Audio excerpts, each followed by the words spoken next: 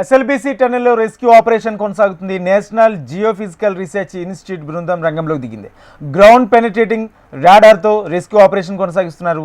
5 అనుమానిత ప్రదేశాలను NGRI team గుర్తించింది. గుర్తించిన ప్రదేశాల్లో మార్కింగ్ చేయడానికి ఎన్జీఆర్ఐ టీం సభ్యులు లోపలికి వెళ్లారు. మార్కింగ్ తర్వాత బురదను తోడేస్తూ లోపల ఉన్న వారిని రక్షణ దళాలు గుర్తించే అవకాశం ఉంది.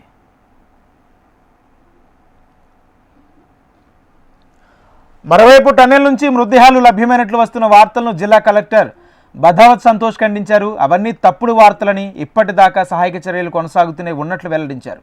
తప్పుడు వార్తలను ప్రసారం చేయొద్దని సూచించారు. So that is fake news. I request the media also. If any such news is there, from DPRO side we will inform you. From collector side we will inform you.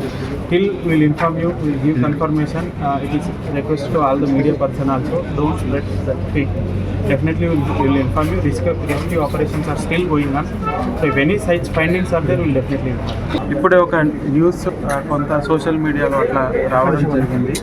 So కొన్ని dead bodies దొరికాయి అట్లా అని. So rescue operation ఇంకా continue అవుతుంది. So what ever news అది వచ్చిందో అది fake news. So ఆ న్యూస్ను నమ్మొద్దు.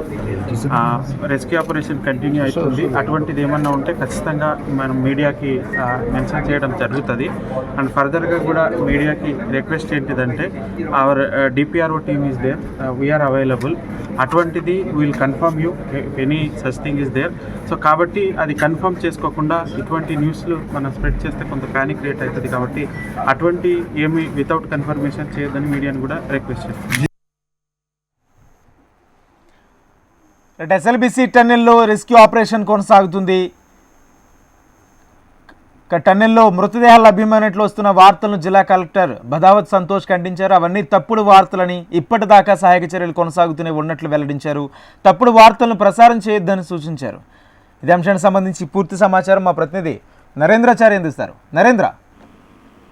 రాజేంద్ర, ఎస్ఎల్బీసీకి సంబంధించిన ఘటనకు సంబంధించి పలు ఊహాగానాలు వ్యక్తమవుతున్న పరిస్థితి కనిపిస్తుంది. ప్రస్తుతానికైతే ఉదయం నుంచి కూడా జీపీఆర్ సిస్టమ్ ద్వారా స్కానింగ్ కొనసాగుతా ఉంది. దీనికి సంబంధించి ప్రత్యేక బృందాలు కూడా సొరంగ మార్గంలోకి వెళ్లే పరిస్థితి కనిపిస్తుంది. 5 ప్రాంతాల్లో తప్పిపోయిన వారి ఆనవాళ్లు గుర్తించినట్టుగా జీపీఆర్ సిస్టమ్ చూపిస్తున్న పరిస్థితి కనిపిస్తుంది. జీపీఆర్ సిస్టమ్ ద్వారా దాదాపు 5 ప్రాంతాల్లో మార్కింగ్ వేసి తవ్వకాలు చేపట్టేందుకు బృందాలు సిద్ధంగా ఉన్నట్టుగా సమాచారం అందుతుంది. అయితే కొన్ని ప్రాంతాల్లో కూడా పూర్తి స్థాయిలో రెస్క్యూ ఆపరేషన్ మాత్రం ఆవడం లేదు.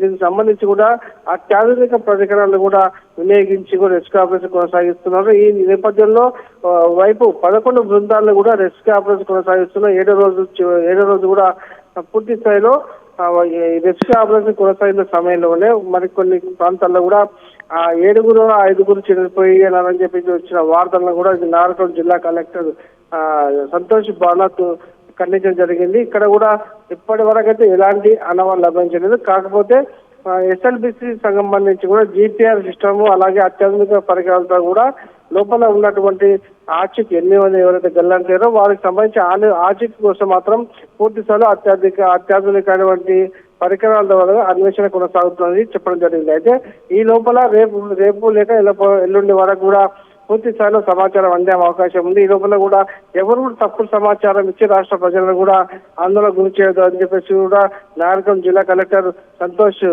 బానత్ కూడా ఇప్పటికే విజ్ఞప్తి చేసిన పరిస్థితి కనిపిస్తుంది. ఏదేమైనా కూడా ఎస్ఎల్బీసీ సంబంధించి ఘటనకు సంబంధించి పూర్తి స్థాయిలో మరీ కాసేపడకపోతే రేపు ఉదయం వరకు కూడా పూర్తి స్పష్టమైన సమాచారం వచ్చే అవకాశం ఉన్నట్టుగా తెలుస్తుంది. ఇది ఇలా ఉండగా ఎస్ఎల్బీకి సంబంధించి కూడా ఇప్పటికే పూర్తి స్థాయిలో టన్నెల్లో చిక్కున్న వారి సమాచారం కోసం రావాలంటే మరో 2 రోజులు సమయం పట్టే అవకాశం ఉన్నట్టుగా సింగరేణికి సంబంధించినటువంటి సీఎం బాలరాజు పేర్కొనడం జరిగింది.